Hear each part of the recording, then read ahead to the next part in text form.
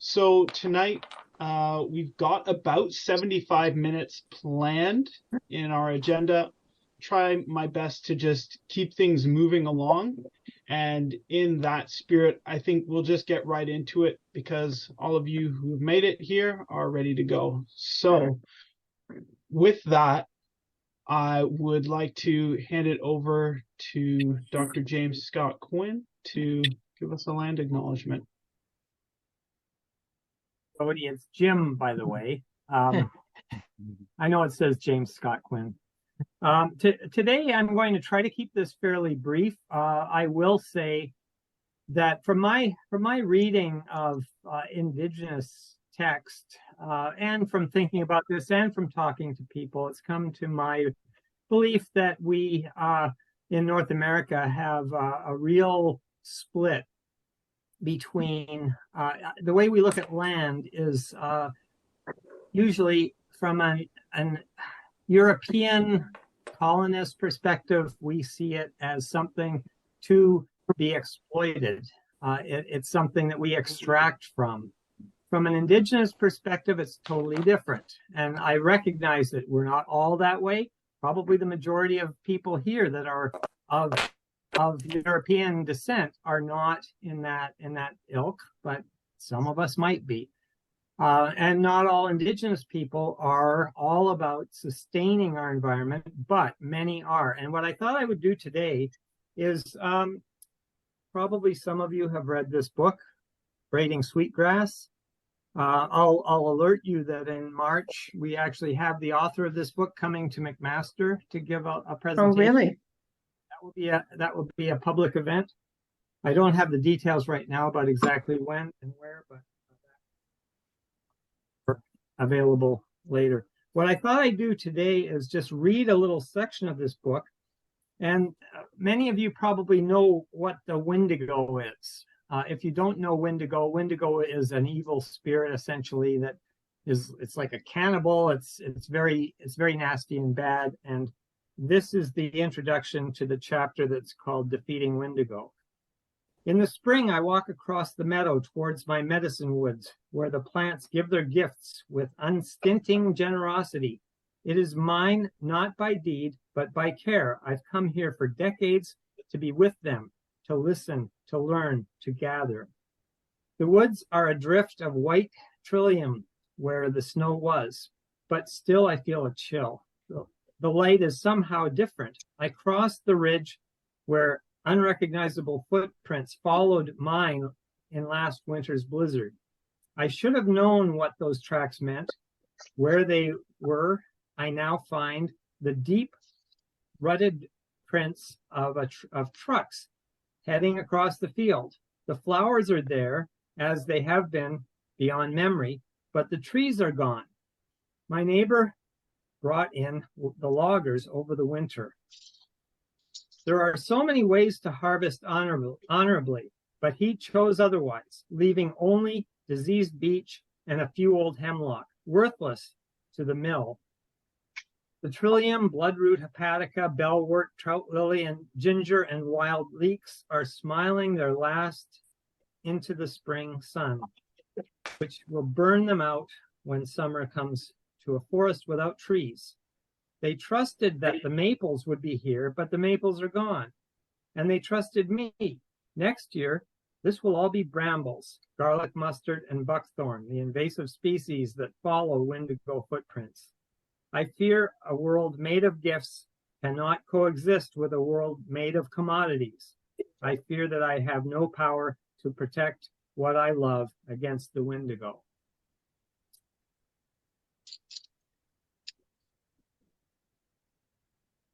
Thank you for sharing that, Jim. Just so everyone's aware, we have a guest speaker this evening, our municipal councillor, Alex Wilson. Alex, thank you so much for joining us this evening, and thank you everyone else for joining. What we've got in the plan is just about 40 minutes for presentation and maybe some questions related to that. But I think what we were hoping to touch on mainly was regarding the urban boundary and also the climate change initiatives report. And so I just kind of wanted to give you that prompt.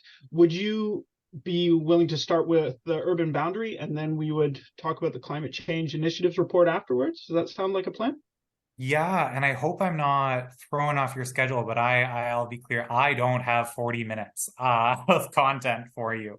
What I am very happy to do though is maybe have a bit more of a discussion with folks or a little bit less of a one-way transfer and do a little bit more of a conversation. So maybe starting out with just like some quick hits on the urban boundary and then yeah. Yes. Yes, definitely, Alex. Not at all that you need to fill up that 40 minutes, just that we've set it aside though, so that we can dig in if you Oh, totally. I mean, if you watch GIC when we get to talking about the report, certainly having extra time when counselors are involved is worthwhile. I think today's meeting went a little bit longer than most people had guessed. So a safe bet indeed. I do just want to kind of, when we talk about the Greenbelt, I think the last time I saw a lot of the folks on this call was on Locke Street celebrating the night that we first heard the news that the Ford government was reversing their decision. And I think talking about the urban boundary expansions, it's hard not to think about that win. It's hard not to think about that people pushed victory there. The fact that we created not just that outcome, but the space for that outcome to even be thought of as possible. We talk a lot now about how investigative journalism really cracked that open and how it got us to where we were today. But I think about what were the first journalists who were covering this covering? Well, they were covering citizen protests in Pickering, Ajax, in Stratford, in Hamilton, in Halton, in Simcoe region. And that work was work that this 350 committee, before we were talking necessarily about the urban boundary expansions, before even this provincial government was reelected to their second term, we were talking across Ontario about how can we make these links to people who are pushing back to defend their local communities. And what were they defending their local communities from? Well, generally speaking, the provincial government came in with an MZO or some other tool to give one specific developer or one specific company a really great deal. And in each of these cases, whether it's a glass factory in Stratford, whether it's a wetland and an Amazon fulfillment center in Pickering, and then Blair, and then other places, people came together time and time and time again and pushed back. At the same time, people were pushing back against quarry expansions through the Reform Gravel Mining Coalition. It was a really exciting time in Ontario in that lead up to 2018. And whether it was as an active 350 member here in Hamilton or through working for the official opposition environment critic, we were chasing that fight everywhere in the province. But that brings us now to our urban boundary expansion, because we're now in a second term. And I, like everyone else, felt that's, I think, not what any of us were hoping for. And it's really clear that with that mandate, the Ford government came in and said, well, we have permission to do what we were doing and ramping it up. We're here for 4 more years, and we're really going to make it clear what we're going to do with that time. And we saw it was actually more of the same. I think we often talk about how it's so different, it's so this. But Jim, even going back to the land acknowledgement, I think talking about land relations here in Turtle Island, here in Canada, people, I think, first question was, how is this legal? How can the Ford government do this where one company so clearly benefits? How can we put all of citizen rights aside for the land? Well, because always that's how things work in Ontario. Of course, a private industry can come in and can take the land and can displace the people that are there. The difference is it's now suburban communities and not Indigenous ones that were being moved. It was agricultural communities. And so I think that's a very simplistic narrative of Canadian history, but I think it does open it up to saying, well, the foundation, the scaffolding that we're navigating these problems on is inherently colonial and is built on that system of land theft that we haven't in any meaningful way engaged in beyond acknowledging it happened as a country. And so that's part of this, because we're not necessarily engaging in the urban boundary expansion as a reconciliation or as a land sovereignty or as a land back or any of these things. But isn't it related? Isn't there a key thing there? So I think that's just the piece I want to start with as we get into this, is I'm going to give you an example that talks about things like, what are the laws today? Where are we putting pressure? And it's about the systems that we have and how we can influence those systems we have. I'm not advocating that these are the right systems. And I think anyone on this call has been pushing back and has been trying to have their voice heard and hearing that there's no place for their voice in Doug Ford's Ontario. And so we get louder and we keep getting louder because we don't need permission to speak out. We don't need permission to do what's right. And so I think in terms of what comes next, all that public pressure paid off. First with Bill 66 back in the first term, several other fights. I talked about some of those local community pushbacks, but then it happened on a huge scale. And so we know what the recipe is. We know when people speak out, not just in one community, but connected across the province, even if they're talking about a local issue, if we can find that common thread, if we can get there, suddenly the media starts paying more attention. Suddenly stories start happening and it becomes this snowballing effect. And so having those rallies, inviting media out, but also thinking about how different campaigns happened. We had the Stop Sprawl movement, the firm urban boundary expansion, and we were talking about a lot of other conservation issues. And so people were getting activated in lots of different ways. And, as organizers, many of us here were intentional about creating crosslinks between, say, the 350 Conservation Matters Committee and the fight for a firm urban boundary and some of the work that was going on at Queen's Park. Like there was deliberate tie-ins to get people involved. So now as we think about what comes next for the urban boundary, I'll get into some of those pieces or setting up the chessboard or whatever you want to talk about it for this fight. But I do just want to say it doesn't have to be that chessboard. What we found has been most effective is when people, flip it and say, no, this is what's happening. We're putting those priorities forward. And so also want to say that as an invitation. Maybe it's time for some creativity and maybe it's time for folks to kind of think about where we go next. But so far, public pressure has worked and we've got, I'd say, a third of the way there. The Greenbelt was one forced urban boundary expansion, but on the same day, that same Minister of Municipal Affairs and Housing made a similar decision. And in fact, the forced urban boundary expansions were 2 to 3 times larger than the Greenbelt grab. Same people benefiting, same corrupt process, same problems. In fact, in the Integrity Commissioner report that comes out, it talks about what appears to be this 2-step system where developers were reaching out regarding urban boundary expansions and participating there, and were deliberately told, no, don't put that here. That goes over here. You talk to the minister's chief of staff, Ryan Amato, you give him that USB drive over there. That's where we deal with the Greenbelt stuff. Don't put the Greenbelt stuff in these urban boundary expansion conversations because that shows up on the environmental registry. That shows up in the public register. Go use this other process. So we already know that. That's what the Integrity Commissioner's report told us back in August, which led to some of that public pressure about the Greenbelt. If it's the same thing happening at the same time, of course the same implications exist on the urban boundary.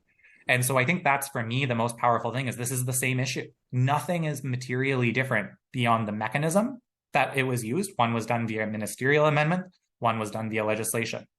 One were white belt lands, one were green belt lands. These aren't really meaningful distinctions to the actual material facts of, was this corrupt? Was it not in the public interest? Did it deviate from that? So that I think the really important facts are the same. And I just want to make that really clear. This is 3 times larger, happened on the same day, same facts, and we know we need the same public pressure to put it up. Ottawa's in the same boat as us. And I think we're getting into that point where, similarly, there's that coalition of groups who've asked the Auditor General to do an investigation into the urban boundary expansion specifically, maybe getting some more evidentiary record. Hamiltonians, we have this interesting piece here because we knew what was going to be in the Auditor General report before it happened. We were saying that was true from the Stop Sprawl campaign. And so, if we need the Auditor General to tell us what we already know here in Hamilton again, sure. If that's what's going to make the difference, absolutely. Welcome that report. But I do just want to really, I think my key message on this one is we were right before, we're going to be right again, and we have to keep pushing. And so it's really important that as we're getting those Integrity Commissioner reports, those Auditor General Commissioner reports, as we kind of enter into the new narrative on whatever the urban boundary expansion happens, not to kind of sit back and say, okay, yeah, this can go at the Queen's Park timeline, or this can go based on the news cycle, but to think about what worked really, really well in the past cycles of this fight, which was us in the community setting the agenda. It was us saying, no, the rally's happening today. Here's the story that you should be covering. And so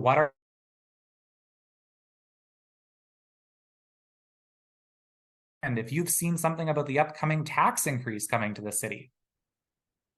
Oh, sorry, Alex. Yeah, no, I'm getting my internet's unstable. Are we good? Yes, it seems like we are now, but we missed just like the last 15 seconds of what you just said. So staying empowered, feeling we have the ability to set the agenda, but then also what is that narrative that we're telling? What is the story that we're bringing people into? Well, there's a really great story that our community is about to have, whether we want to have it or not. It's the conversation that the spec's going to cover. It's what everyone else is going to cover. It's the municipal budget. We're looking at one of the largest municipal budgets we've seen before, and for a lot of reasons. One of them is Donna Skelly. Another one's Neil Lumsden. The single largest item of new spending is Bill 23. There are no guarantees that by not charging those developers those development charges that would go to things like roads, sewers, the infrastructure actually support this growth, that will lower the price of housing. Instead, there's every possibility under the law that developer A, who gets that discount in development charges, pockets that money. And now you, me, and everyone else, renters, homeowners, we all pay taxes in the city, are left on the hook for those sewers, those pipes, the new infrastructure to support growth.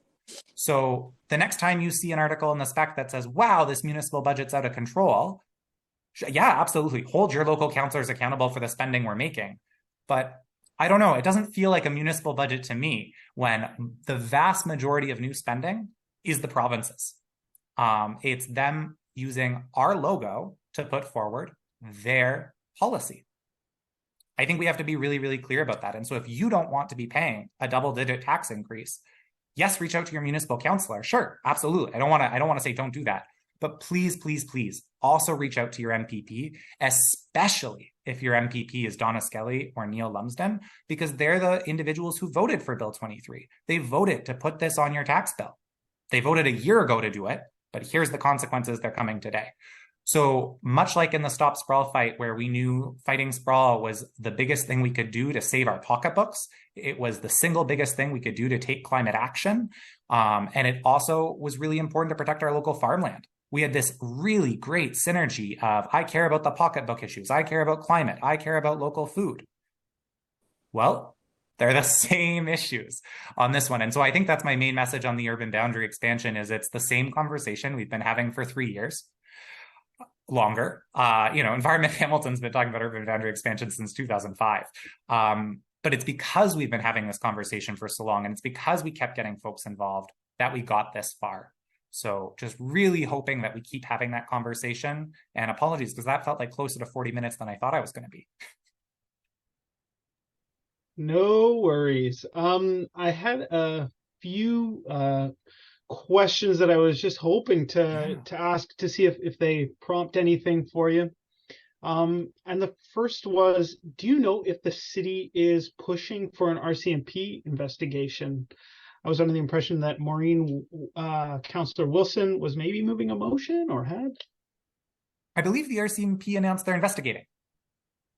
Time is, especially in these recent weeks, but I think that's, I can kind of sidestep your question and say, doesn't matter if we are or aren't, it's happening, is my understanding. Okay. Before I go on to the next question, I see, Jim, your hand is up. Was there something you wanted to mention? Yes, Alex, I'm just wondering if there is any discussion among city council members that relates to biodiversity and the idea of 30% by 2030. We need to protect our biodiversity, and protecting foodlands is an important thing, but foodlands are not biodiversity. And I worry when we forget about our other friends, our other people, our plant people and our other animal people. And I think it's something that we need to consider more often than we do. Yeah, I think, Jim, I think we both have some homework there. So one is, yes, we are having huge conversations, really transformative conversations regarding biodiversity in the form of the Biodiversity Action Plan at Council. And so I don't want to put maybe Jen on the hotspot. I don't know which Jen this is, but I would just say there's a lot of great work that's been going on, led by the Naturalist Club with city staff. There's been years of engagement now, including this past summer where I know one of the ones in Ward 13, that was one of the Biodiversity Action Open Houses, had such incredible engagement. And in fact, some of the comments, my understanding is, were so insightful, demanding ambition, that it's actually been, we are hoping, I think, have that report back right now. waiting a couple more weeks to really incorporate the citizen feedback. So I think we're at the beginning of a really exciting conversation on biodiversity, is kind of what I'd say on the city side of things. And again, an action plan is not action. An action plan is how are we going to coordinate the actions we are going to do over the next period of time. We have to actually fund the plan, do the plan, make the work happen. And so again, the natural areas inventory, refunding the natural areas acquisition fund, those are some steps we've been able to do as a council to kind of help accelerate that. But I would say the single biggest thing we could do is do that education work now, knowing that we don't have the policy today, and we won't probably until early 2024. That's our time to really hit the ground running, build those governance structures, get things going. What can we do now? Well, what can we do right now is we can have conversations about how biodiversity is a farmland issue, is an economic issue. I think in the community sphere, we can do that public education work. So when it comes time to go back to that policy table, and when it comes time to start funding these actions or moving forward on these actions, I think we are all a little bit further ahead would also be my answer. So I think that's it. Is I would love it if biodiversity was the word you could say and everyone feels the same way they do about protecting farmland. But I think we know one of those is a different message box. One of those hits different communities as well. And it's about bringing as many people in as possible. And so, yeah, I think it depends on the context and depends what it is. So I hope I tried to answer the pieces of that question, what we're actually doing on biodiversity, but then also maybe how biodiversity could come into this conversation on the urban boundary expansion, which is it's absolutely there. We know those connections. Let's make sure that everyone, regardless of if they have an environmental sciences degree, knows those connections as well. Thank you for that answer, Lucia. I see your hand is up. Can I invite you to make your comment or ask your question? Yeah, you can invite me for sure. Hey, Alex, how's it going? Thanks for coming tonight. So I have a very pointed question, because before this, me and a number of other people who are on this call were out front a sort of fake public info session that was happening at 20 Road West with the developers over there. They had placed an ad in the spec that looked very official, saying that there was going to be a planning meeting, and it was just run by them. It was not run by the city. The city one's going to be next month. And so a few of us organized to get out there and make sure that we had pamphlets that we were able to give to people and say, hey, just so you know, the actual city official one is going to be in a month's time. This is not the official secondary plan. But this playbook is probably going to keep happening, right? There's sort of this race where they're trying to take over secondary planning and sort of go around the city and then apply for MZOs. So what can sort of on the ground groups do, and then what can the city do to help make sure that secondary planning stays where it should be in municipal hands?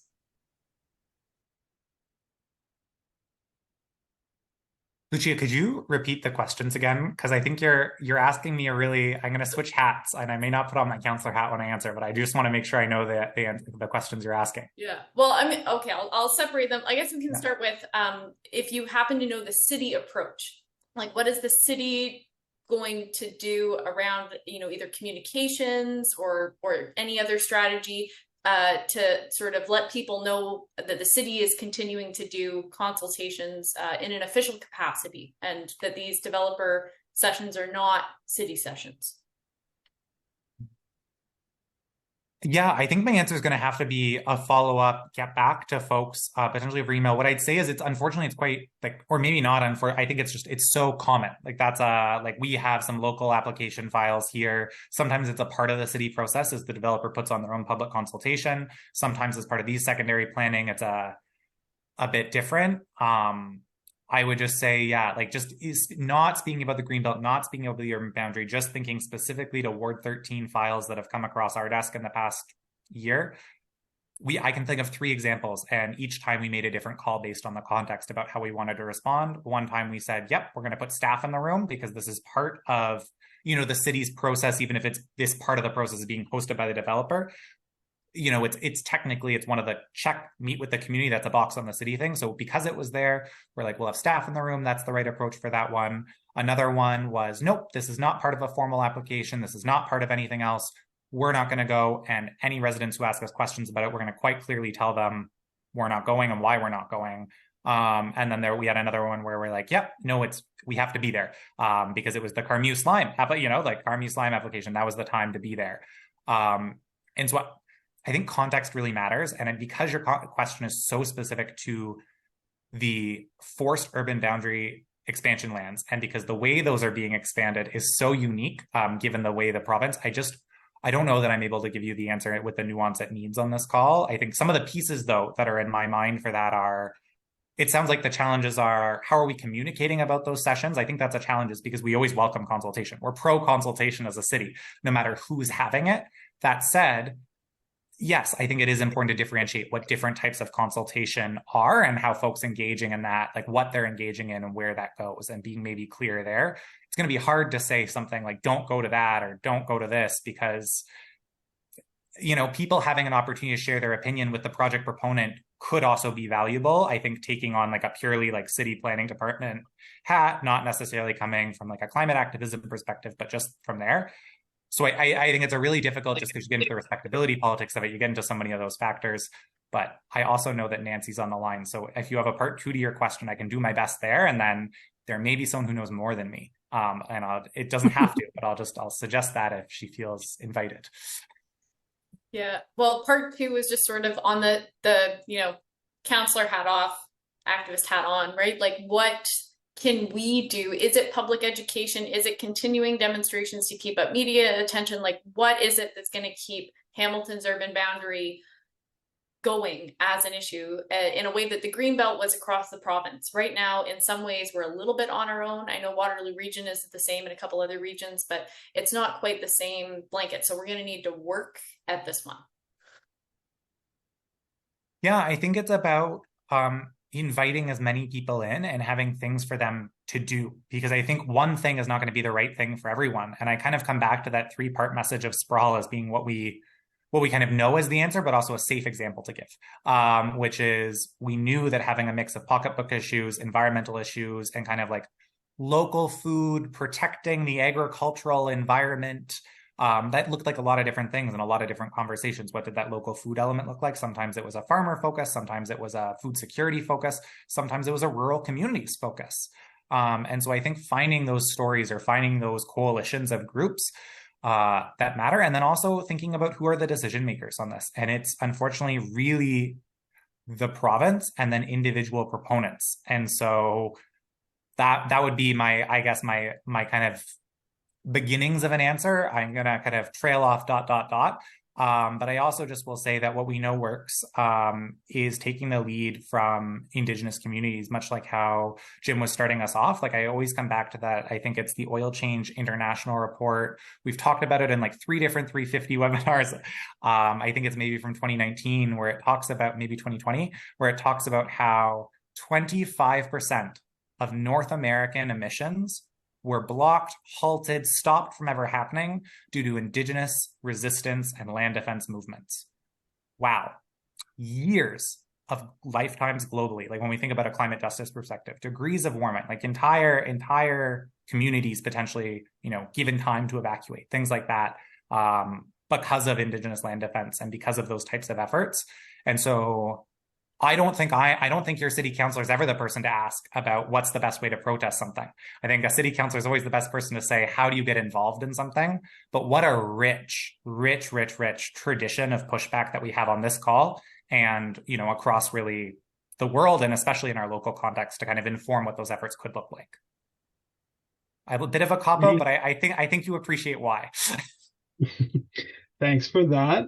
I see, Nancy, that your hand is up. I would also, Nancy, if you're commenting just right on this, I wanted to draw folks' attention to comment that Zoe had made in the chat. Read that question earlier with the RCMP. The RCMP has announced they're investigating the Greenbelt scandal. Councillor Wilson is calling for an RCMP investigation into the urban boundary expansion, potentially, or that's so. Okay, that's interesting to know. And if you have any updates on that, feel free to share them. But before that, Nancy, I will invite you to comment or make a question, please. Thanks, Brody. Hello, everybody. Hey, Alex, nice to see you. I just wanted to mention something, because I'm kind of like Alex. I'm straddling 2 worlds of forgetting how to be an activist, but never doing that, and trying to work in a counselor's office. It's a tricky line to walk at sometimes, but I can just say that the city council directed that planning staff within the city of Hamilton be the ones that lead secondary planning for the urban expansion areas. So that is the city direction, that the city leads secondary planning for all of these new forward forest expansion areas. So when you see what Lucia mentioned today, which is a developer-led planning meeting where they, placed an ad and got people out there, it is going directly contrary to what the city council directed, which is that we lead the planning. Because when the city leads secondary planning, it will be, I believe, a more robust process. It'll certainly have a lot more public engagement. It'll be longer. It will be far more thorough. And I mean, from what I understand of the secondary planning that's happening here, they are skipping a lot of steps. According to the city, we're on step 2, but according to the developers, what they're sharing, we're on step 7. So what happened to like steps 3, 4, 5, and 6? Apparently they just skipped right over them. So that's why in the coming days or, months, when we see developers pushing back and wanting to advance their own secondary plans, there's, really valid reasons why the city needs to lead those. For one thing, the 20 Road West environmental statement that they're using, the impact study, is more than 5 years old. So it's supposed to be redone, but they're skipping over that part. That's one of the skip steps. So that's just one thing I wanted to add. And just that the councillors for Ward 11 and 12, which are Tattison and Kassar, are going to be holding a secondary planning meeting for the urban expansion lands, as Lucia mentioned, at the beginning of November. And so that's the flyers that were being handed out today, just to say, hey, the actual city meeting is coming up in November. So anyway, keep your ears open for that. And hopefully everybody will show up to that too. And we'll certainly broadcast it across the city, because we want the city to lead these plans so that they get done right. And we take our time. Like, when's the next election? It's coming up. That's all I wanted to say. Thanks for having me. Thank you for that context, Nancy, and for the work. Dawn, I see your hand is up. Did you want to ask a question or make comment about this? Yes. Staying on this urban boundary issue and following up what Councillor Wilson has lucidly explained in terms of where this boundary expansion came from on the same day, with the same minister, with the same chief of staff, all of who've been disgraced now, who've been exposed by the Auditor General's report and the Integrity Commissioner's report, and are now being investigated by the RCMP. So what we have in place legally, as I understand it, is our urban boundary got expanded last November, almost exactly a year ago. But it took place under exactly the same circumstances as the expansion of, or the opening up of, the Greenbelt.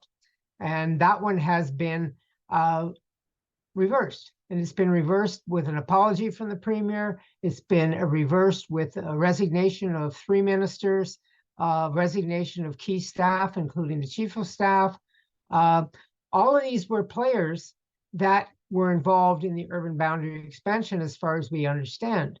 So where does that put the city in terms of being able to resist the pressures of the province, or the demands of the province and the demands of the developers behind them, to actually implement the forced urban boundary expansion on any particular lands, whether it's 20 Road West or Elfrida or 20 Road East or Whitechurch lands? These all require city infrastructure if they're going to be developed. They require a bunch of city decisions. What kind of a resistance possibility exists? Is there a plan at this point for the city to say, this is all under investigation, we think we should just wait? Wait till the RCMP reports, wait till the investigation of what happened with the urban boundary expansion. If it proceeds with the Auditor General, if that reports, it's certainly premature to be accepting any of these proposals at this point. Is that a position the city can take? I think you're asking a question with which there is no confirmed legal answer. But what I will say is, in general, and because the lands have been rezoned, like legally from a planning perspective, they're in the urban boundary officially. There's no, it's coming later, like it's happened. And so if you were to draw a map of where is the urban boundary in the city and you were to do it based on zoning, it would be inaccurate to say that these are not, as of today, urban areas. That's not what the reality is on the ground, of course, but I think that is just, it's important to note, like, what's the color on the map? Because that influences the exact question which you're asking, Dawn, which is what are our legal options? And so if someone's coming forward with a planning application, it comes back to, well, they always have a legal right to appeal if we don't meet certain deadlines. So if we haven't kind of responded by XYZ date at different stages, those deadlines look like different pieces, there's a right to appeal to the OLT. I believe also as part of, I may be getting the bill wrong, either the urban boundary expansion or other related pieces that came out in the fall, developers have the option of paying for the infrastructure themselves as part of that secondary planning. And so, or I may be conflating the Greenbelt, but I would assume that if we heard that on the Greenbelt, it may not be a surprise to hear that announced later. If we hear that the urban boundary expansions aren't moving ahead quickly, developers may be given that opportunity to speed things along. And so I get really into this question of, is saying no, something which I think very, very firmly we know right now there are appeal rights to go to the OLT and have a decision made quickly. Is that the right approach? Or is going through saying, fine, these are in the urban area. We still have to make sure that we don't obstruct wetlands. We still have to make sure we don't do these things. And you've expanded our urban boundary into these environmentally sensitive areas. So it's going to take a lot longer to do this properly because we were never planning on doing this development here. Or if we were, in the case of the urban boundary expansions, technically those were lands to be developed later by some in various thoughts. It still was later. And so that work wasn't ready to go. The infrastructure is not ready to go. And so I'm not answering your question, Dawn. I'm just talking through it out loud in hopes that this kind of clarifies a little bit of what some of the choices the city has in front of them are.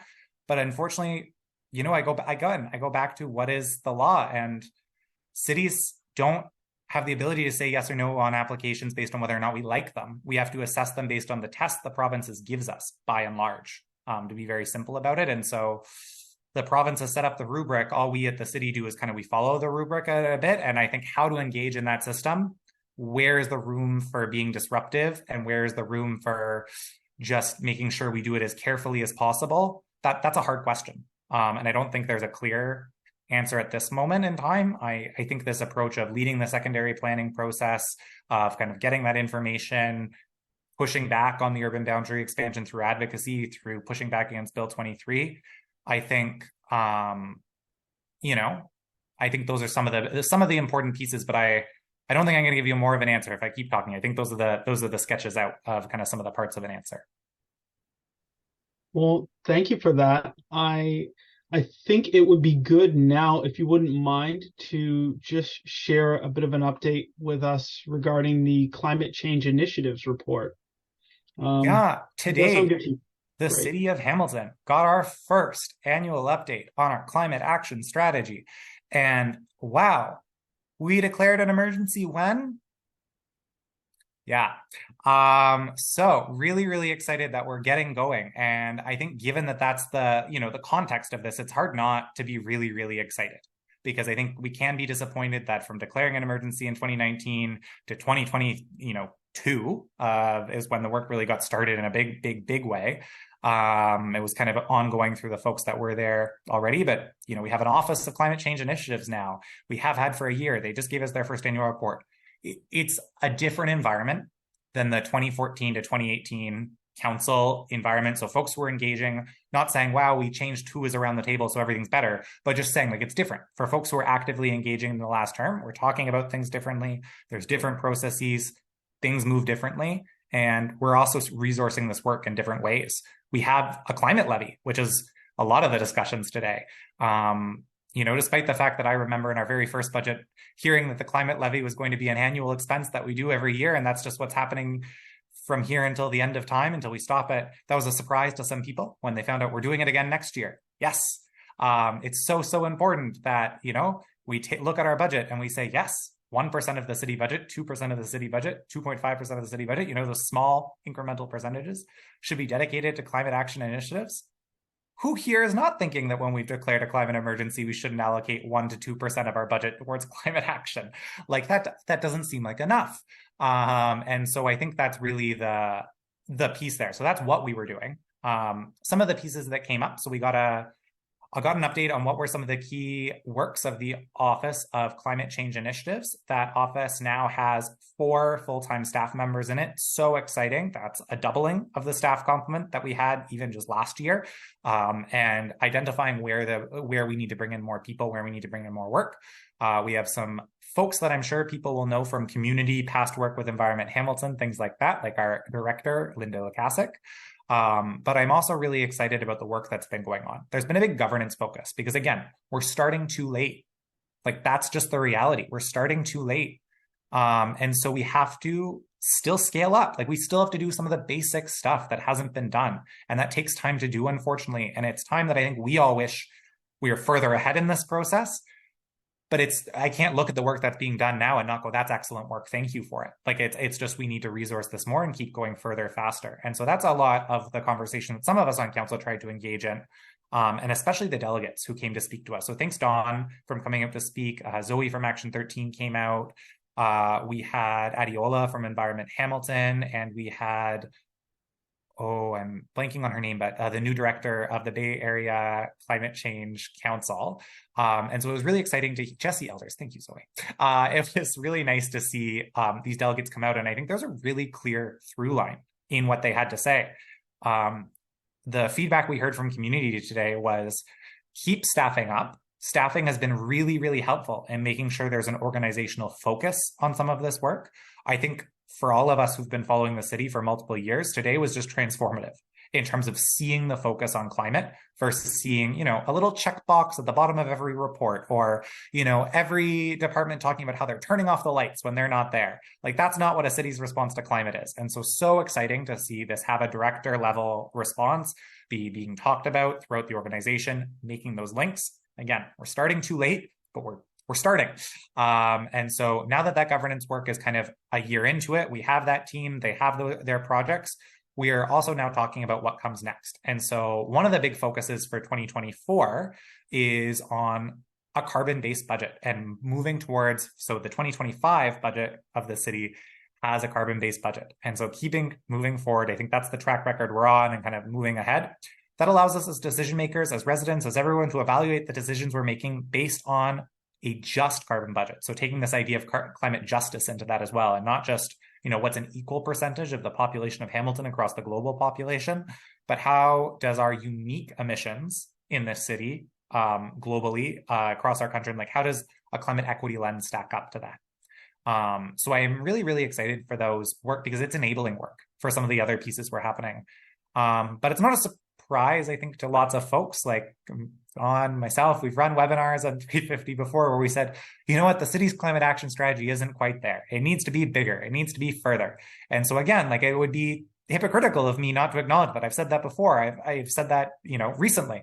But I am really happy about the positive steps taken. And so I think today was really a day to celebrate. I don't think anyone should be patting themselves in the back going, wow, pressure's off. We can stop looking. But I think it was a nice chance to celebrate the good work that has been going on over this past year and think ahead about where to get engaged.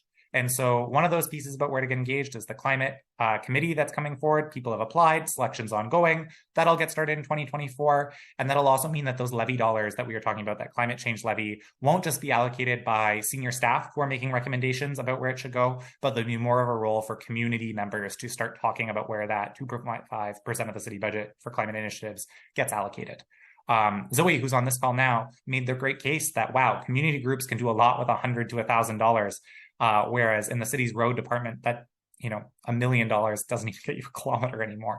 So like, where can this go? What do you get done? And so really, really appreciate that. And I think that's my kind of closing comments on this. Happy to take any questions. Is what we heard was a huge summary of all the work going on. It focused on both the citywide priorities as well as the Office of Climate Change Initiatives. Those 4 staff shared what they specifically have been working on across the citywide climate plan, what their focuses were, because not all of those focuses are staffed yet. There are gaps that we acknowledge. We're not there yet.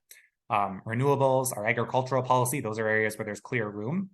But one of the things we know is going to be our recipe for success moving forward is having residents at the table, continuing to have resident engagement, not just in having your voices heard, but in steering the way to go. We were at a community tree planting in Greensville just the other day. Councillor Cassar was there as well. Less than 30 people, some city staff, some volunteers, some community members, were able to get nearly 1,000 trees in the ground in a morning. Our city's tree planting goal was 20,000 trees and has been bumped up to 50,000 after, a lot of questions about, can't we go a little bit further? Nearly 1,000 trees in a morning. I think we're learning a lot about how to do better at this as well. And one of the things we're learning is when we work with community members, we go a lot further, a lot faster. So really excited for a year of hearing from community, of proposals from community, of continued community engagement, because I think that's going to be the recipe for success. But, some things that move farther easier than others, like, again, just talking to 350 and saying, keep recommending things when we all know where fare free transit is right now, and the conversation there. So I do want to say, please keep recommending things, but I also want to acknowledge it's not all been rosy. I think we're on the right track. We are moving forward. Is it fast enough? No. Is it faster than we were doing yesterday? Absolutely. And so that's, I think, the right place to be. Happy to take questions. Or a better place to be. It's not the right place to be, but it's a better place to be, and I think we're continuing to improve. Okay, thank you for that. Jim, I see your hand is up, and before you ask that question or make that comment, I wanted to clarify with you, Alex. Could you share with us, if you didn't already, were there a particular highlight or something that you're really excited for in that climate change initiative like an initiative that's going to be happening in this next year? Yeah, I can't believe I'm saying this. Parking. Wow. I know. But talking about, there's 6 parking pilots talked about across the city as some of those climate levies to be, what is the green standard? How can we try some new things, be creative, find a way to come up with permeable pavement, talk about what works in terms of city parking lots. But then there's also conversations about community depaves and things like that. And I get really excited about linking those ideas and talking about sponges. But the reason I'm saying this is the project I'm most excited about is, one, because one of those pilot parking lots is going to be in Ward 13. So that's going to be really fun. But 2 is because I think it also got other people engaged. I'm always, I really care. I'm always excited about climate. Never not going to be excited when we're talking about climate. That's not true of everyone. That's okay. But I noticed what got folks excited. And this idea of talking about sponge infrastructure specifically, like that language, we had folks engaged. People could see what that looked like in their own communities. And so I think that's also the piece, is the further we go, it's easier to look at examples. And we're no longer talking about climate action in terms of the things that you're sacrificing or the things you're not doing. But instead, it's about the investments we're making in our community, the investments we're making in our public spaces to be more livable, more resilient. I think that's really exciting. So is it the biggest thing we're talking about in the report? No. But I think it's going to be something that gets a lot of people engaged. And as a result of that engagement, really maybe transforms what's even possible, because we've changed people's minds about, what good infrastructure even looks like in our city. Thank you for that. Jim, would you like to take this? Sure, Alex. I think we may have spoken a little bit about this before we started this meeting, or maybe it was during, but I'm just wondering if there has been any effort put forward by the municipality to link up with other cities to try to push some of these agendas, like no new gas hookups, like no replacements of furnaces after a certain date.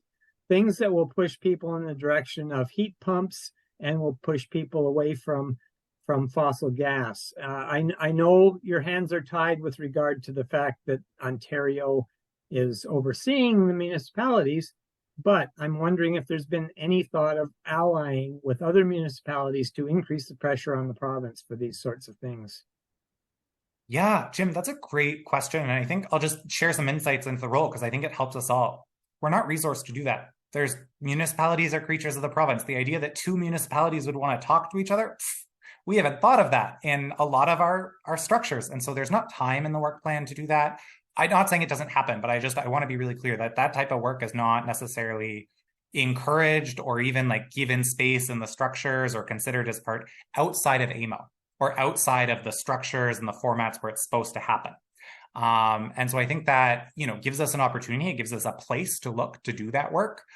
But then, scope gets limited. And is that going to be the thing if AMO's talking about, recovering the $1 billion that have effectively been taken from cities and given to developers through Bill 23? What makes AMO's top 3 list? I don't, that's also the part of that structure. So I'm not going to kind of maybe evaluate that advocacy so far. I think I'll just paint the picture of it and kind of say that that's that. I'd also say the only person who actually has that advocacy in their formal job description is the mayor's office. But again, I don't want to say, oh, well, that's the mayor's problem to deal with, because it's not like she has a team of 18 extra people helping her answer her email, similar stressors there in terms of the workflow or things there. So I'd say a lot of us as councillors have connections in other cities. Are looking at what those informal connections are. There's groups like the Ontario Climate Caucus, the Canada-wide Climate Caucus that specifically focus on engaging member municipalities. Earlier in the election term, I was going to some OCCI, Ontario Climate Caucus meetings. I think Craig's been to some more recently. But so I just say, so there are ways to talk, or those are the systems to talk. I would say though, specifically to the gas phase out, we have partners that, here's my recommendation is to connect with the Ontario Clean Air Alliance, because this is a documented priority for them. And they've effectively run campaigns where they get municipalities to pass motions across Ontario using a toolkit of community-led delegations and synchronizing the message box up across communities. So I think we have folks who have those expertise to do some of what's work. And like Jim and Don, specifically, you're top of my screen, I'm looking at you. I know you've been able to get the city to declare things. The climate emergency, for example, is something that 350 members were able to raise voices about and get the city to declare a stance on something. I believe when we were talking about upstream, downstream impacts of the Beverly Swamp Pipeline was another one of those. So there have been examples where we've been able to get the city to take a stance to the province. I think though a lot about what happens after that. Are we just done? Like, does the city just pat ourselves on the back? We send our letter to the province. And so how can working with, say, maybe some partners in designing that campaign, not just think about what happens when we get municipalities to make their vote, but what happens after that vote? I think you have a really strong campaign there and would be happy to talk or help however I can. But it is a provincial decision. And so I think that's just happy to play a role, but I'd recommend we think about how to be strategic in that role too. Thank you for that. I am mindful of the time, so I think this may be the last question regarding this topic. Lucia, would you like to speak, please? Sure. So kind of an elephant in the room in terms of Hamilton's emissions being the airport. Don had a really good delegation last week about the Hamilton airport to that subcommittee, but it didn't really seem like the right place for people to be making decisions based on that. So I have sort of a procedural question, which is like the climate change initiatives is sort of couched under the planning department, I believe is where it's currently sitting. And I don't know where the airport administration is at, but the situation with the Hamilton airport is sort of interesting, right? From a climate perspective, it really sucks. We've got water contamination, we've got loss of land, we've got crazy emissions for Amazon and DHL flying packages in for home delivery. Like, it's just crazy. But the city has a big role to play there. Even though aviation is federally regulated, the city, owns, even if it doesn't manage, that airport. And so one of the things, I think that we are going to talk about more and more, right, in terms of climate action is we need to stop this trend to flying everything everywhere 10 times. And so groups like ours are going to be looking at that. Where do we go within the city of Hamilton? Do we go to the climate change initiatives? Do we go to the airport subcommittee? Like, what do you think is the part of the city to engage with when we mobilize with these concerns? Yeah, I think it involves like thinking about the conversation a little bit further ahead. So assuming no matter where you reach out, you reach a receptive partner. Like, what is it that they're actually doing? What is the request? Is it to stop flying? Is it to invest in airships? Is it to invest in solar plate? Like, what is it bringing in a new partner? Because I think that answer drives the right place to engage. And I think just in general, like I tried to, this is a great question because I often am in the same boat where you think about something and you go, wow, looking at what's happening in the world, looking about what other cities are doing, what other countries are doing, what other jurisdictions are doing to respond. Yeah, I think this is an okay one. Quarries in the UK are thinking about how they can be turning into water batteries. So in off-peak times, they're pumping up, and then in on-peak times, they're generating hydropower. It's not necessarily new power in the system, but it's balancing power between peaks to say when everyone's using electricity there. Well, we don't talk about water batteries in our climate plan. We certainly don't think about the quarry as infrastructure because it's not ours. And so how do you, when it's so far out of the realm of consideration is what I'm interpreting your question as, or like part of the question, part of that answer is when something's not in a plan, but it's not even close to a plan, how do you get it in a plan? How do you get that there? And I think, hey, we're all working on that together. What I think some of the pieces is understanding in some initial conversations with folks, or what I try and do, is get a sense of like, how is this actually going to change? Like, what is the mechanism that we think there's going to be a change here? Understanding that the way we've been talking about the airport lands right now in the city perspective is that this is a logistics hub. It's new employment lands, but it's also a chance to be green employment lands or whatever that standard of ecological design looks like in employment lands. That was the past council set up some of those things. It's been going on since the turn of the millennium, the Airport Employment Growth District area, but that's that. And then I'd say Councillor Kassar really took some leadership in saying, how does this council want to pursue what does environmental design look like? We got our first application for expansion in the Airport Employment Growth Districts. We said, hey, Brampton has this policy about conveying wetlands. We want the wetland. And so in that way, we were able to look at a policy from another jurisdiction, import it here as a one-off, and then are having some conversations about how do we, if that worked, how do we keep incorporating those types of things here? So I think it involves finding champions is really what I'm building towards, is when there is something not on the plan, what you're trying to do is you need to find someone to put it on the plan. And so maybe it's in the airport committee, maybe it's in planning and economic development, maybe it's in the private sector in innovation or in some of those other places, because I think when I think about the airport specifically, I think about that. Some of the pieces there are informational. What are predictions right now about how carbon taxes and how types of things will impact shipping? As we're talking about inviting new people to be around the airport who are thinking about their operations based on that air traffic, it's so important that we as a city know what those predictions even are, let alone what we do with those predictions, but even know what those predictions are. Because are we marketing all this space that's right beside all these highways and airports to be really great at logistics, only to find that changes? How are we future-proofing? If we are really committed to aviation-based logistics, how are we committing to whatever green aviation looks like? If that is a part of, Hamilton is the third largest single-tier municipality, top 10 economy in Canada. Like maybe there is an air transport part of our city in the future. What does a climate version, what does a climate-friendly version of that look like? And I'm not a technological person. Like that's not where my push is in this big movement. And so I struggle to have those answers, but I think we're having them. It's the AMD conversation about how, yes, we want to move towards transition fuels. Yes, we want to reduce these emissions. What do you mean we need a new pipeline to make it happen? And then becoming a pipeline expert overnight and learning about densities and pipes and what's actually needed. And unfortunately, I'd say when it comes to that airport, maybe there are folks on this call who already have that expertise. And in which case I'd say a great first step is educating council. Maybe you're champions on council. Maybe I don't know enough and there's folks on this call who could teach me and could teach us. Maybe it's finding that staff champion. But when something's not in the plan and it's not even on the radar of maybe being in a future update of a plan, I think that's what we have to start talking. We just have to acknowledge the organizing environment we're in. We're not at a policy conversation. We're at an organizing conversation. Thank you very much for sharing all this information and context with us, Alex. It's much appreciated. If you are still able, you're invited to stick around while we go through some updates quickly. And I think the plan now is just to quickly check in with some of the various Hamilton 350 groups to see if they have any updates to share. And I would encourage any of you to just try to be concise for the sake of everyone else in timeliness.